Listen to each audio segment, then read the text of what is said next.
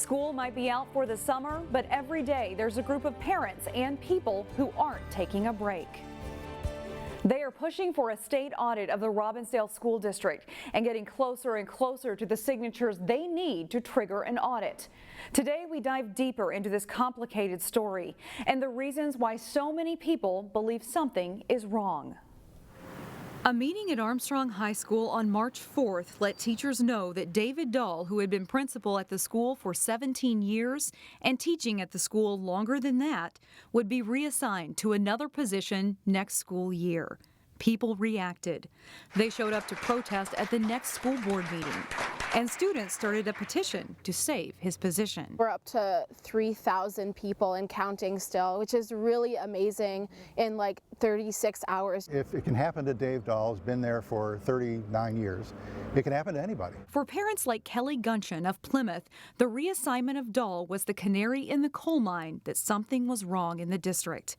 He started asking questions. I felt that the superintendent was not being honest with us, and that really concerned me. And then, because of the fact that I raised that question during the session, I suddenly started getting emails and texts and phone calls, even anonymous letters to my house from teachers and from students and from staff members indicating the level of discontent throughout the district. So he started a Facebook page and later a paper petition drive for a state audit that will dive deeper than an annual district audit. What we're asking the state auditor's office to do is really a forensic audit, dealing with specific areas of the financial management or mismanagement of the district. The grievances against the district are varied, but most center around two things. Finance. It's not a lack of money. It's a lack of the correct implementation and use of that money. That's the real concern. And the superintendent's hiring practices. It's nothing personal against any of them. What it is, it's the hiring process. How is it conducted? How is it fair that it just so happens that everybody who's been hired happens to be a friend of his that he worked with coming in from another state? We sat down with Dr. Carlton Jenkins for more than 30 minutes, asking him many of these questions. I welcome for anyone to come in and look at our practices. What individuals will see that we're very consistent in terms of what we're doing. Jenkins says auditors won't find anything financially amiss and that the district is independently audited each year. As far as hiring practices, we just had a formal investigation of my hiring practices because some individuals wanted to look at how are these individuals connected to me. Any good superintendent or CEO, you're going to always do talent scouting. In March, the school board hired an outside firm to investigate hiring practices. I said to the board, I said, do it. I don't have anything to hide. The summary statement of the investigation is supposed to be read at the June 17th board meeting. Jenkins says it came back free and clear. They didn't establish anything of preferential treatment. I am always going to be looking for talent that can complement our district. But when you look at it collectively, I've hired over 41 people in the district, and this investigation covered 14 individuals, which were frankly, primarily African American. And so I questioned the motivation behind that. As for the questions about the reassignment of Armstrong principal David Dahl, there's still not a clear answer. Mr. Dahl is a fine employee of ours, and the reassignment is just a part of what we do each year. We've reached out to David Dahl for more clarity, and he has declined an interview. The district says the move was not disciplinary. Dahl's yet to be named replacement is supposed to start July 1st.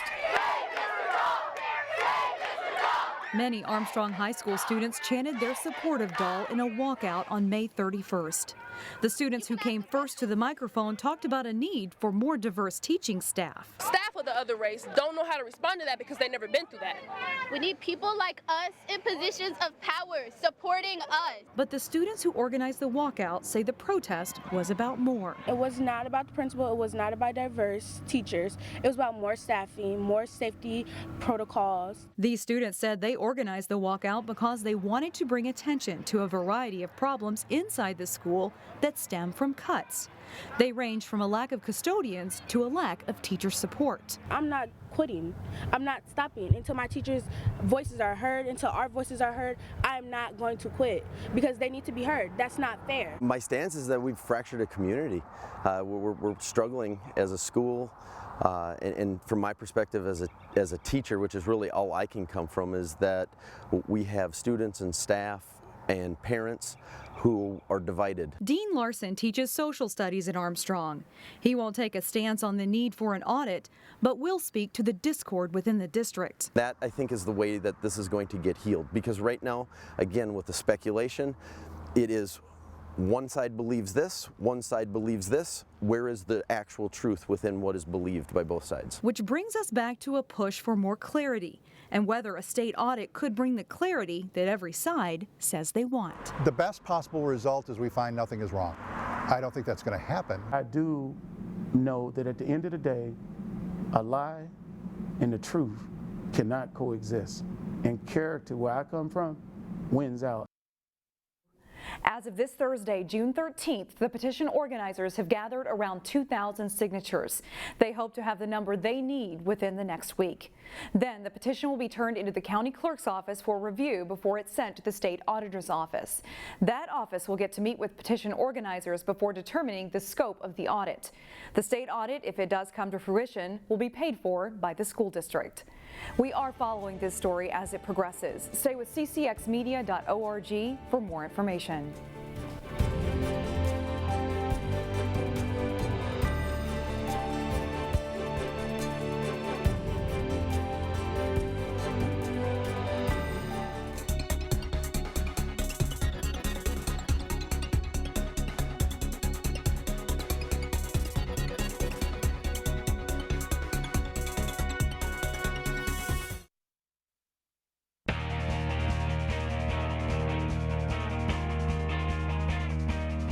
The Class 3A girls golf tournament featured a number of local individuals.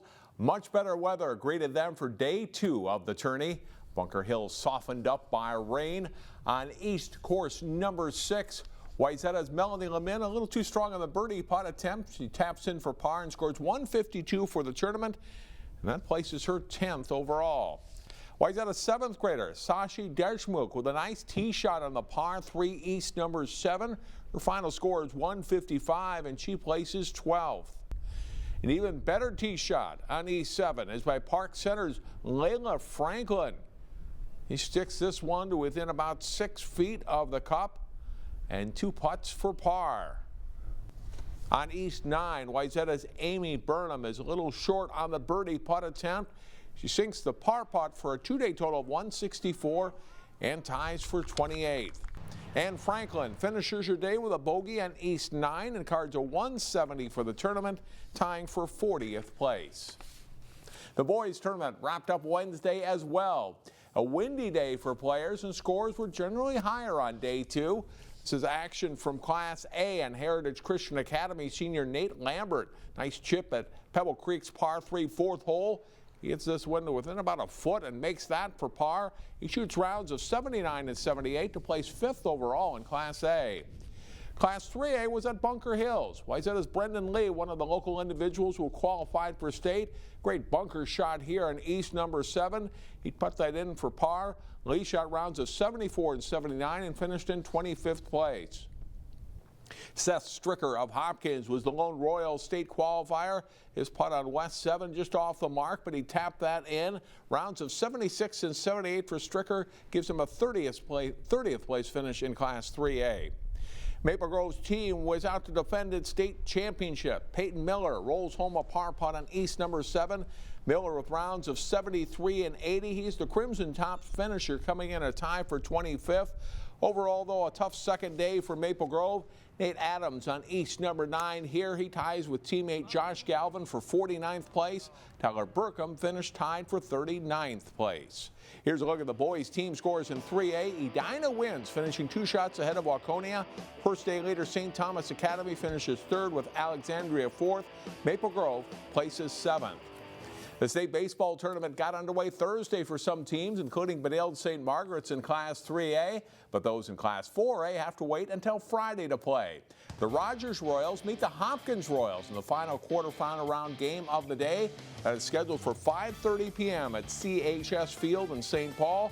We're not allowed to televise that game live, but we will see it on CCX Friday night at 10 o'clock. The semifinals in 4A are on Saturday. Sometimes believing you can catch fish is half the battle when out on the lake. Terry Tuma explains in this week's CCX Media Fishing Tip. We so often hear about confidence in catching fish. Confidence meaning lures, boat control, the type of baits. But what about self-confidence? How do you feel about yourself when you're out there fishing? Meaning nothing more than the spot that I'm going to fish, the bait that I'm going to use, the lure, understanding seasonal patterns. These are all that self-confidence factor. Sure, we have to have confidence in our lures and our baits, but there's so much emphasis on that aspect of catching fish. And what about visualization? Understanding how your lure is vibrating. Can you sort of take a mental picture of it underwater? How's that fish approaching that bait? What should I do differently to trigger that strike? That's another big factor. And then of course we should throw in knowledge, but knowledge is really gained from experience on the water. And knowledge meaning nothing more than getting out there. Sure, you can get information from all types of media, print and magazines and TV and so forth, YouTube, but also too, we have to get out on the water. The more hours spent, the better we become. And of course, we have to practice patience. Thanks, Terry. A look ahead to this weekend's Dudley Budweiser Classic Men's Softball Tournament Friday on CCX News.